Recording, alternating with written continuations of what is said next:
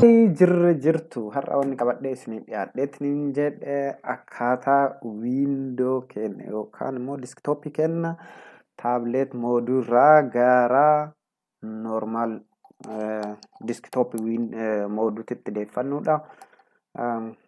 Kanaaf barnoota gaarii na wajjin turaa isiniin jedha. Fakkeenyaaf amma yoo ilaallu keessa noormaaliidha appiidhaan hin jira waan akka hin taane garuu namatti hin tolu amma yoo ilaaltan taabileet mooduun baay'ee namatti hin tolu. Kanarra kan ka'e jijjiiratu qabna jechuudha. Siitingii keessa seenna isa jijjiiratuuf kan siistem keessa seenna. Siistema keessa taabileet mood kan jedhu kana isarra dhoofna.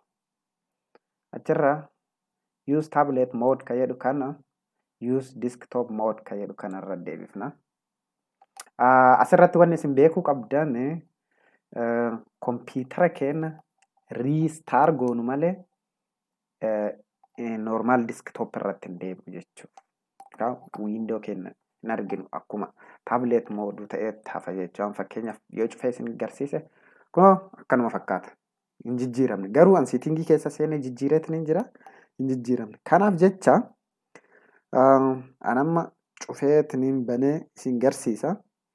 Isinillee haaluma kanaan riistar yoo gootaniitiin hin jettan egaa ani achi cufameetiin hin banan.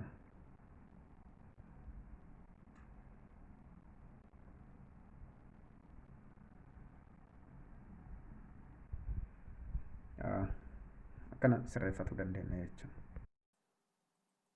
Barnoonni lammata akka qabadhee isinii dhiyaadheetiin hin jedhe akkaataa kaameraa tokko malee odoon fayyadamin wiindoo keenya iskiriinshuut ittiin goonu.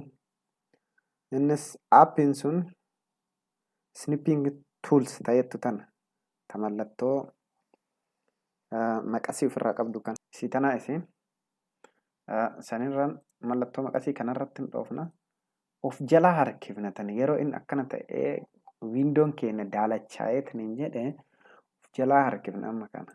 Harkifneeti jala hin baddisi asin galchina of jala harkifne akkana balleessina sanii achi maawuzii quba bitaa kan jirru yookaan immoo quba xiqqaa kana qabneetiin akkuma nama koppii godhuu hedduutti irra harkifna.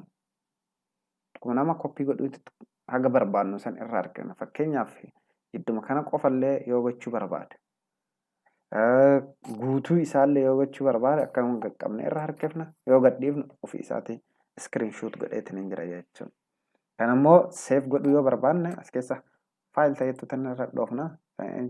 Seef aals yookaan immoo koontiroolaa fi eessiitiin eetiin wanni gochuu dandeenya seefii gochuu dandeenya jechuudha. Amma guutuu isaa akkana iskiriinshuut godheetiin hin jiran.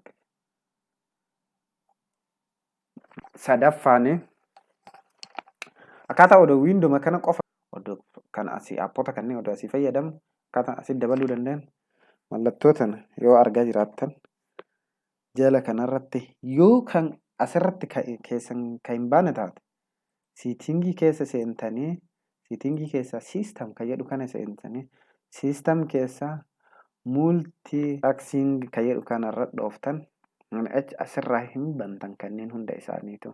Yoo bantan fuma isaatti jala kana isinii ba'a. Sanii achi normaalitti fayyadamuu dandeettan jechuudha. Sanii achi yoo akkana gad dhooftan amma ka waraabaa jiru normaalii kan itti fayyadamuu fi ka biraati jechuudha. Kun ka lammataati. Gubbarrattuyyuu diskitooppii tokko lama jedhee deema sadii gochuu danda'a. Afur shan haga barbaade diskitooppiidhaan haga barbaade jechuudha.